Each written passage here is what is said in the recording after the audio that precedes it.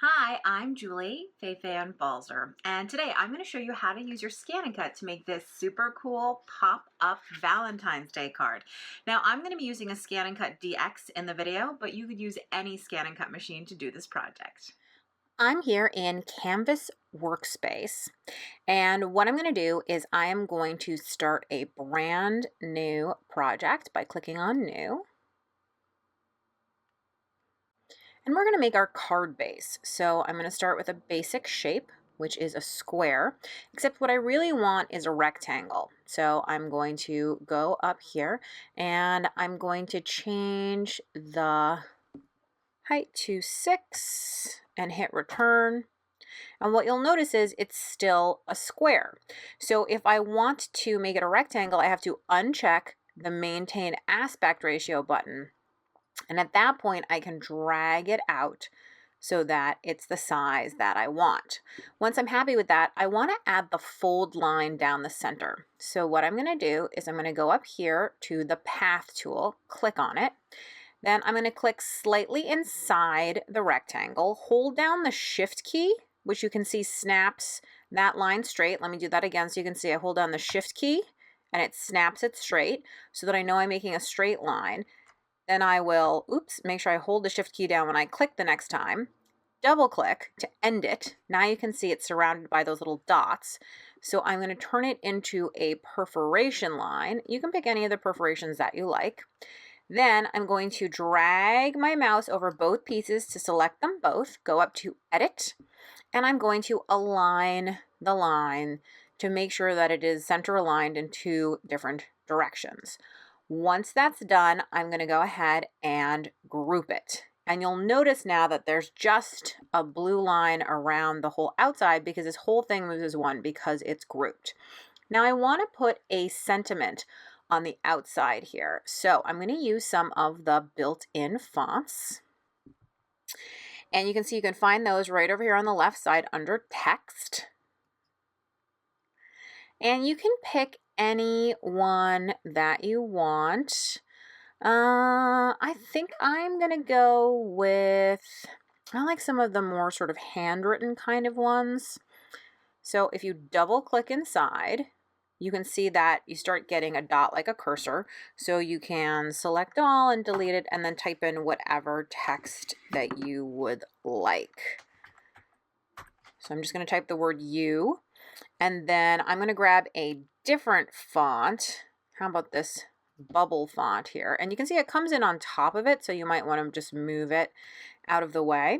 But I'm going to double click again, select all, delete, and write the word. I might do it in capital letters or uppercase instead of lowercase. Hold. And then I think for the last one, I will go back to the same font and select all. And there you go. You hold my. That is what I'm going to say. So I'm going to place each of those on here. This is obviously too big, so I can just drag at the corner to resize it. And I can, mess around with it until it's exactly what I want. And then the my and the you. But I'm going to show you a really fun hack right now. I wish that the you and the my the letters were kind of touching each other, and I'm going to show you how to make that happen. This is a really fun hack. So I'm dragging this off to the side of my canvas where it's not going to interfere with anything. You could also do it down here. I just happen to have a really big computer screen, so it's easier for me to do it off to the side. Then I'm going to go back to the left side, and I'm going to grab one of the basic shapes. So it could be any basic shape, but a square seems easy. I just want to make sure that it is larger. Oops, I'm going to grab at the corner. There we go. And make sure it's larger than the word you. Then I want to select both of them. And under the edit menu, there's all these process overlap choices. And the one that we want is this one right here, which is called divide. If I click on that, I'm going to come away with some interesting pieces. You can see this is like the outside, so I'm just going to hit delete to get rid of it. And in fact, if I fill that, just so you can see what it is, you can see what that piece is right there, right? And in fact, the O also came out separately. So if I fill that, you can see how that came out, right? But I'm just going to select both of those and delete them. But that's just hitting the delete key.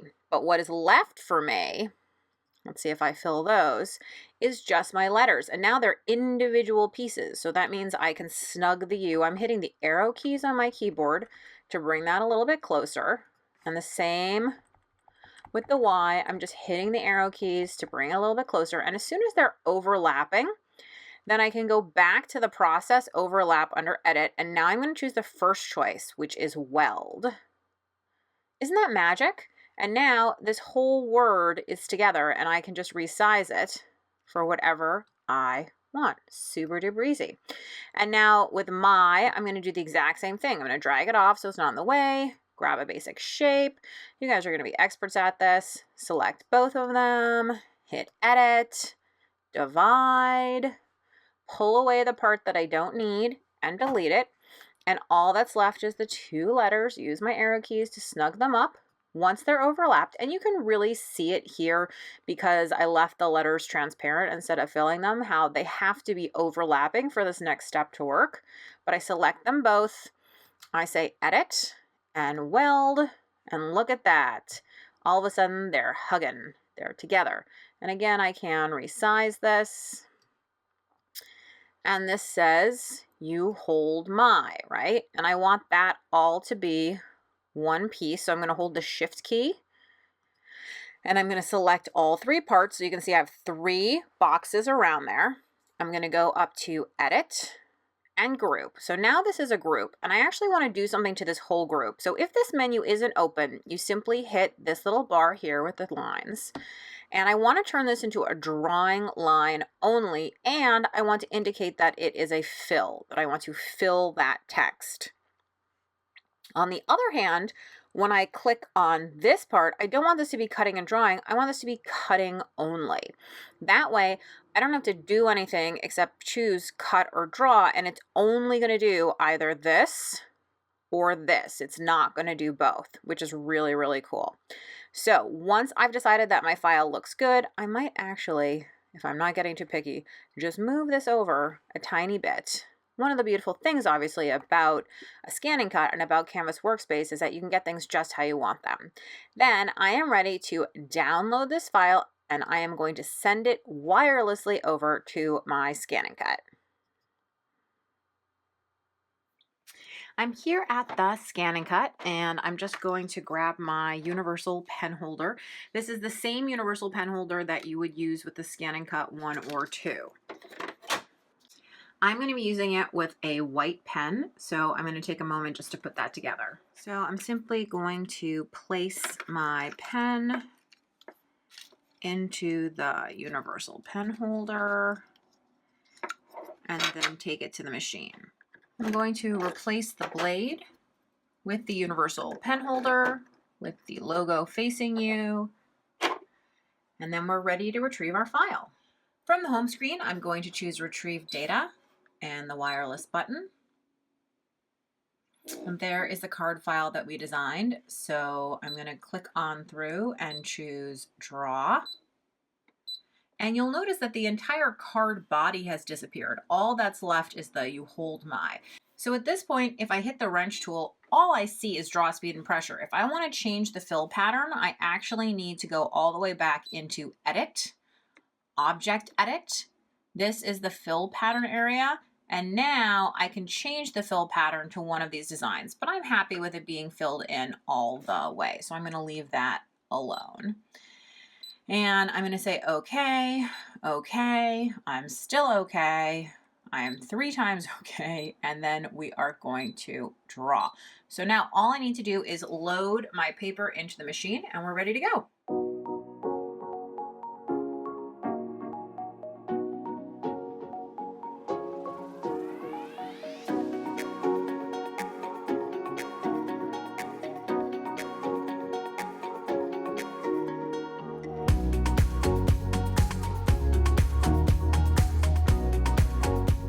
Once it has finished drawing, I'm going to remove the universal pen holder. I'm going to replace it with the blade. And then from the screen, I will choose Cut. And you'll notice that the text goes away. And then if I press Start, it's just going to cut out the card file right around there.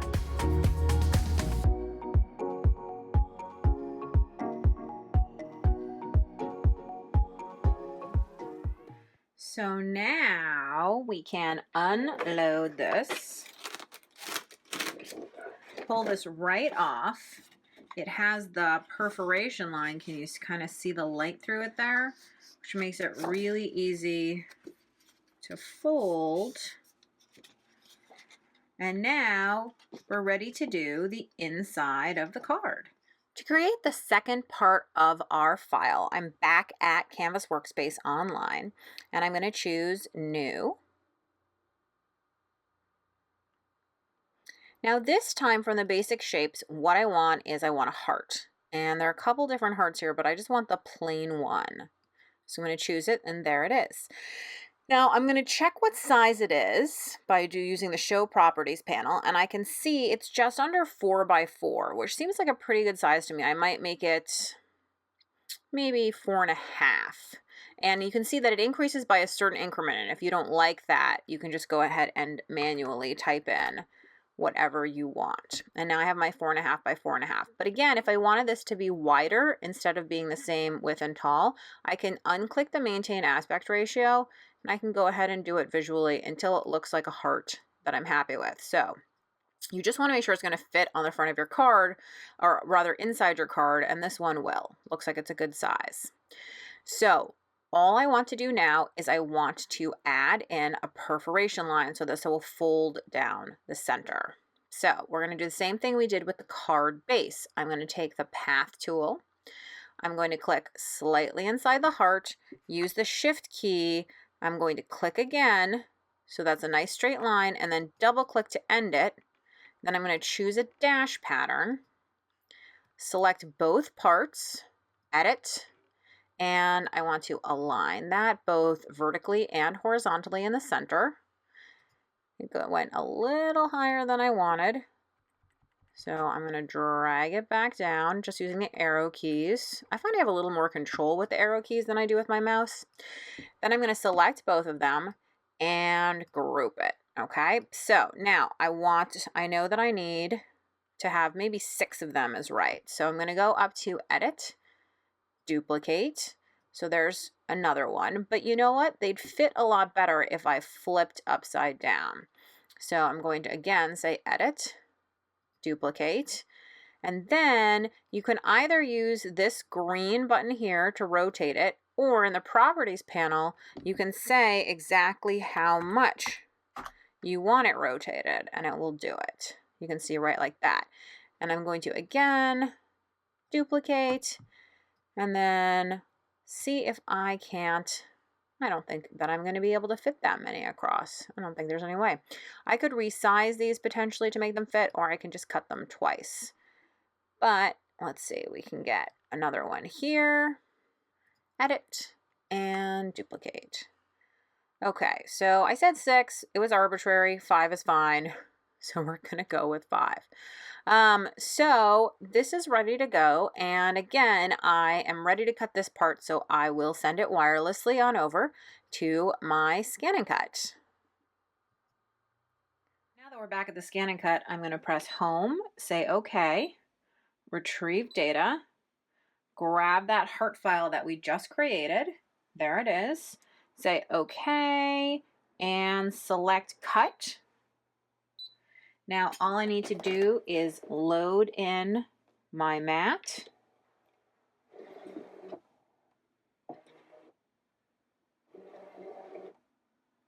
And press Start. Now that it's done cutting, I can see that my hearts are ready to go. And again, because of that perforation down the middle, it makes them really easy to fold. So I'm going to fold all my hearts, and then we'll get ready on construction. So I have all my hearts and I have my card. And the basic idea is that you want the hearts to kind of open like a pop-up. And I like to use the scraper tool along my folds just to make sure that they're nice and crisp. So the way that we're going to assemble this is I'm going to put adhesive just on one side of the heart, okay, and then push it down along the fold, so it's on one side. And I'm going to do the same thing on the other side so that I have a heart like this with a small gap in the middle where the fold in the card is.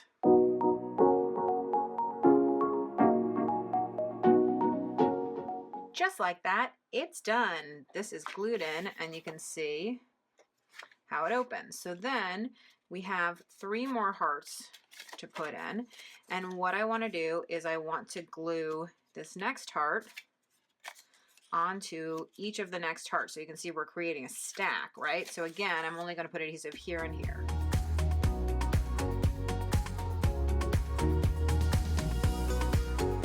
Just like that, I have my stack. So now you have something that looks like this, and you can see how these hearts want to come together, which is perfect because this last heart is going to get glued, but it won't completely touch the edges, right? Because it's going to actually fill that gap that's in the middle. Can you see that? It's going to fill the gap that's in the middle. So I like to put the glue just mostly on here, just missing the center part, which is going to be in the ditch.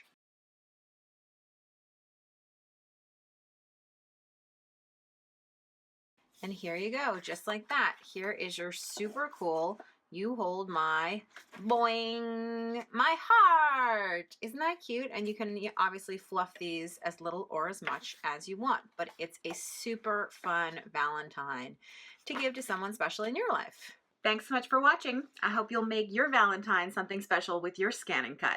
For more tips, tricks, and tutorials, be sure to visit my blog at balzerdesigns.typepad.com. Subscribe to my YouTube channel, and of course, don't forget about the ScanNCut website at ScanNCut.com.